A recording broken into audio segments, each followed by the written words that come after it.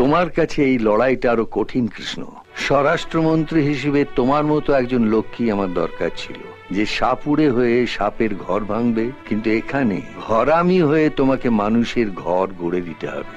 আমি জানি স্যার, স্বরাষ্ট্রমন্ত্রী হয়ে যেটা করতে পেরেছি, অর্থমন্ত্রী হয়ে সেটা করতে পারবো না। তাই আমি দুটো মগজ আমার সঙ্গে রেখেছি। মানসী মুখার্জি ইকোনমিক্সে ফার্স্ট ক্লাস ফার্স্ট, আর অ্যাডভোকেট বিশ্বনাথ বসাক।